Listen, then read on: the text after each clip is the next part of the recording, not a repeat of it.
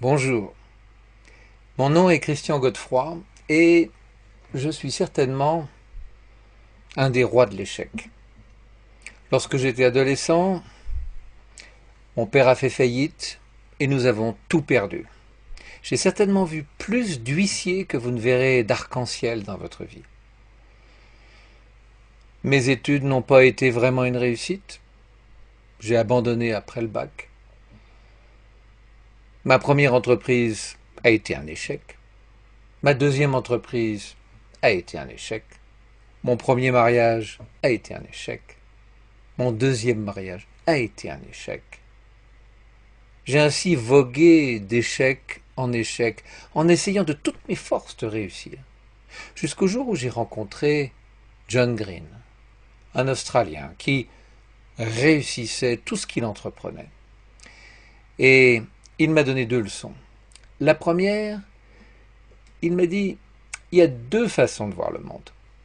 Soit tu penses que tu réussis ou tu échoues à cause de la chance, des événements, de la conjoncture, du karma, des étoiles, à cause des autres.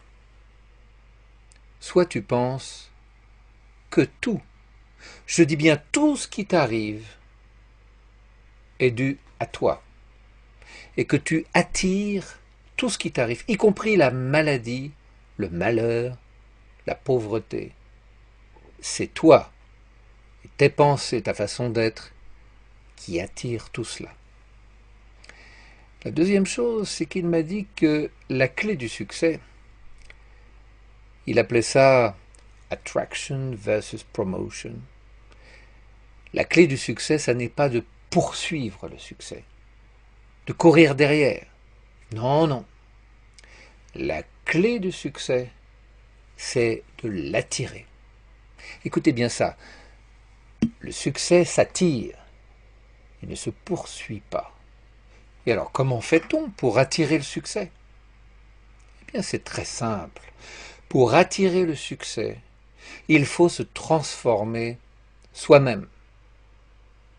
Prenez par exemple Steve Jobs, le patron de Apple, qui a eu un succès planétaire alors qu'il a abandonné ses études, qu'il est né abandonné par sa mère, et que rien ne le prédisposait à avoir un tel degré de réussite.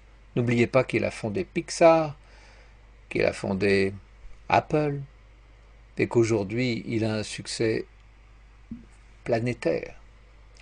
Eh bien, un de ses secrets, c'est que lorsqu'il était jeune, on lui a dit « Vis cette journée comme s'il s'agissait de ta dernière journée. » Et il ajoute en forme de plaisanterie « D'ailleurs, cela t'arrivera un jour. » Eh bien, Steve Jobs a été très frappé par cette phrase. Et il en a fait une règle de vie. C'est-à-dire que chaque jour qui passe, il se pose la question suivante. Est-ce que si ce jour était le dernier jour de ma vie, je ferais ce que je fais maintenant? Posez-vous la question. Est-ce que si ce jour était le dernier jour de votre vie, vous auriez des projets modestes? Vous regarderiez la télévision? Vous joueriez à des jeux vidéo? Vous auriez les activités que vous avez maintenant? Ou est-ce que vous vous lanceriez dans quelque chose de grand?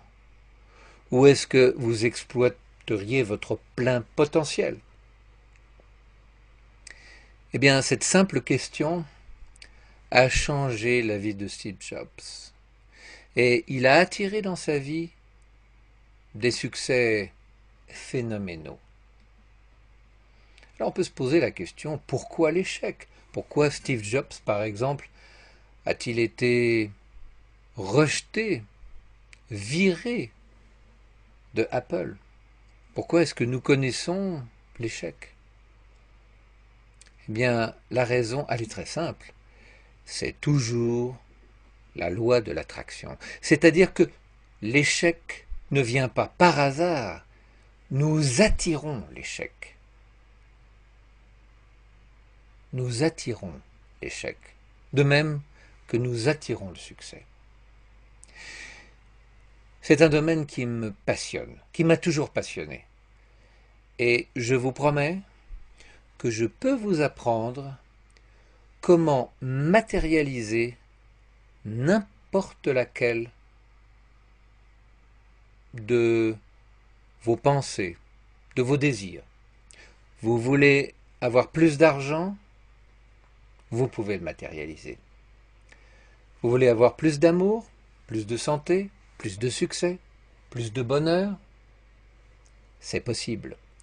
Et je ne parle pas d'un événement ou d'une coïncidence de temps en temps qui vous donne à penser qu'effectivement on attire ce que l'on souhaite. Non, je vous parle d'un processus systématique où, quel que soit votre projet, quel que soit votre but, vous pouvez l'attirer à vous. Je ne parle pas de le poursuivre, mais de l'attirer à vous. Si ce sujet vous intéresse, je vous invite à me rejoindre dans la prochaine vidéo. Merci et à très bientôt.